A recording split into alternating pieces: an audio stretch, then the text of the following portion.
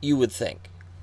You would think that watching Tuukka Rask get a shutout, McAvoy had a good game, took a couple of stupid penalties, but he had a good game. Chara played well. You would think that I'd be really happy right now. All I can think is Philly's now lost 10 in a row. They're in double digits. And that might be the worst effort I've ever seen from a Philadelphia-based hockey team at home. I really don't know what else to say about it. You can try to take a look at it, but geez, that third period too. Boston started taking penalties, and it got really, really chippy.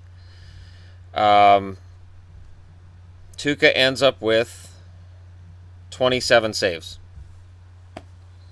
Average of 9 shots a period. 6 on 4.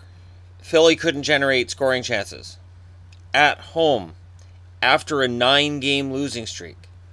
You should be playing desperate. They played dirty. There was and I say that without trying to sound like I'm sour grapes, because Boston definitely played a chippy game too. This was as chippy a game as you're going to see.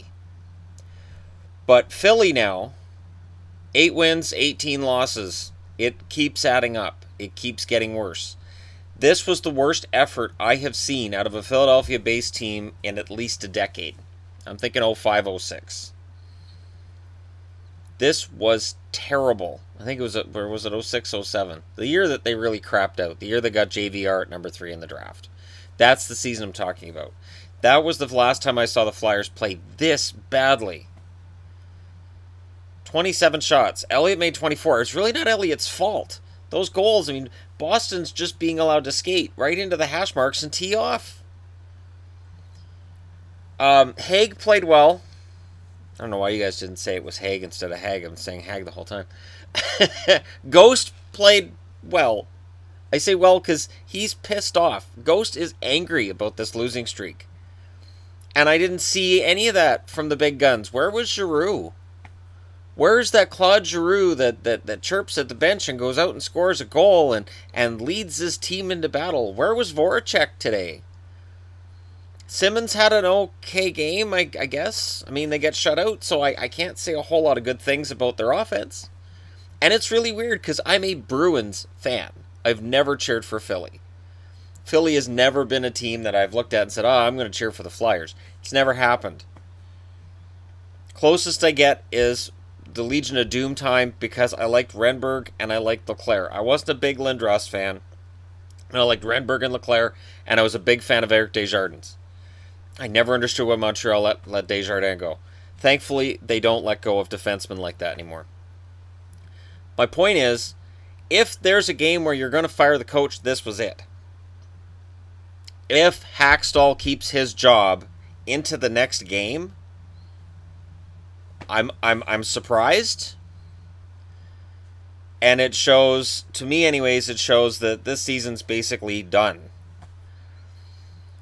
The Flyers are a better team than this. This should have, I mean, the dirty parts of the game are still going to be there. That's a Philly-Boston game. That's how they work. But the compete level from Philly they kind of showed up in the last 10 minutes, but it was that feeling you get when a team's like, okay, well, we can't get shut out. You know, when they start, oh, well, we're losing, we're going to lose, but we can't get shut out at home. So they start kind of making a push. But when you're 6 on 4 and you're still not generating scoring chances, and yeah, they got 27 shots, but how many of them were good shots? This was great for Tuukka Rask. This is the kind of confidence builder he needs. A shutout that's relatively easy for him. He had the one save on the breakaway where you can look at that and say, oh, well, you know, he's playing really well. If Tuukka gets his confidence back and Hudobin keeps up the kind of numbers he's putting up, Boston can get in the playoffs. Boston coming out of this game now, they're 12-8-4. They look good. So it was a good game for Boston, and I'm not trying to say it wasn't. My point is that while Marchand's out there, he scores a goal and an assist, and after taking that hit from Provorov, because of the fact he's coming back from a concussion, they really should have held Marchand at least out of this game.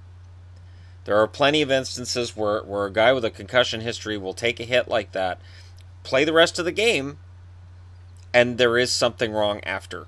So I'm really hoping that I'm wrong. I'm really hoping that Marchand's okay and that I'm overreacting. But I worry. Pasternak with a goal. Pasternak's goal was nice. And Spooner with the first one. And honestly, this game was never in doubt. After the first period, it's 1-0 Boston, and I was like, all right, well, Boston wins this game because Philly doesn't want to play. And you can blame it on it being a matinee game at your own peril, because Boston doesn't necessarily play well in matinee games either. You can blame it on, well, maybe they're tired. Maybe you can blame it on a number of things. Maybe internally. Maybe there's something with Giroux. I don't know. But if you start making excuses for a game like that, holy crap. It has to be so depressing to be a Flyers fan right now.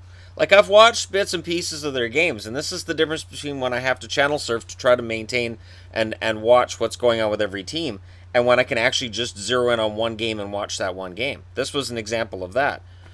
Wow, Philly's bad. And it's bad because they're better than this. This isn't a bad team. Just a horrible game. From start till almost finished. When they decided, well, we don't want to lose by a shutout, but it was too late. Boston had all their confidence. Boston just, you can ice the puck. Because Philly's not going to do anything off the faceoff. Philly can get a set play off the faceoff and still not get a scoring chance out of it. You can give them all the power plays in the world. Their power play sucks. So you can just take penalties and not worry about it. It's a frustration I can remember with other teams I've cheered for watching that, where teams will just take penalties against you because they know you're not going to score on the power play. So it's not a big deal. If you can cross-check somebody, or you can interfere, or whatever you got to do to prevent a scoring chance from becoming more dangerous than what it is on the surface, you do it because you know they're not going to score on the power play. That performance by Philly was just as bad as anything I've seen out of Arizona all year. That was terrible. It wasn't Brian Elliott's fault, because Brian Elliott can't score goals. It's not his fault that guys were allowed to just walk in and tee off. I was stunned that they let Boston just walk in and tee off. Hey, the Boston Bruins don't have the greatest shooters, and they don't have the greatest offense, but you still can't let them just walk in and tee off like that. You can't. So, I don't know. I don't know what the answer is for Philly. I just know there needs to be an answer. Because that game, that's where you need the coach from Letterkenny, because that was embarrassing. That was embarrassing. That was a team that, and I said it, Yvonne's out, she's in Vancouver right now, but I texted her and I said, Philly is playing to fire the coach. If you watch that game, I've talked before about when a team is playing to fire the coach, that was it.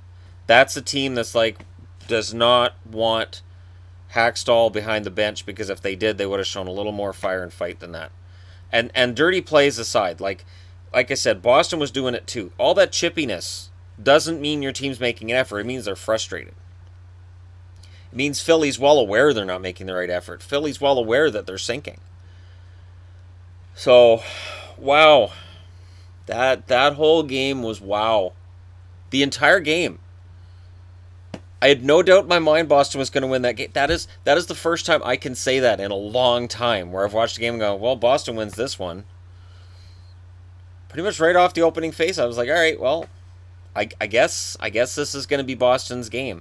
You know, it's scoreless midway through the first, but Boston plays their game, stays in their game, and Philly just doesn't have the pushback.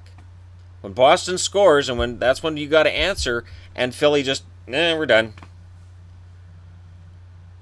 So let me know, if you're a Flyers fan, who you feel shares the most blame in this becoming a 10-game losing streak.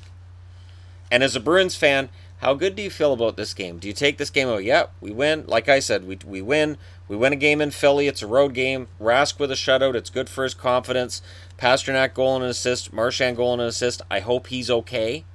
I hope this isn't a matter of he's okay for the game, and then after the game and tonight he starts having headaches because of the hit he took from Provorov. And if anybody's wondering, I don't think the Provorov hit's going to result in any kind of suspension. It wasn't a dirty hit. Marchand turned into it. If Marchand doesn't make that turn, Provorov doesn't step up and make that hit.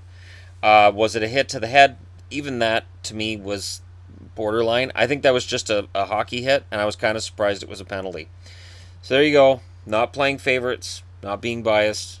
Philly probably shouldn't have had that penalty, and Boston should have had a tougher game. Let me know what you guys think. Hit like and subscribe if you're browsing your way through, and thank you so much for watching. I'll talk to you again soon.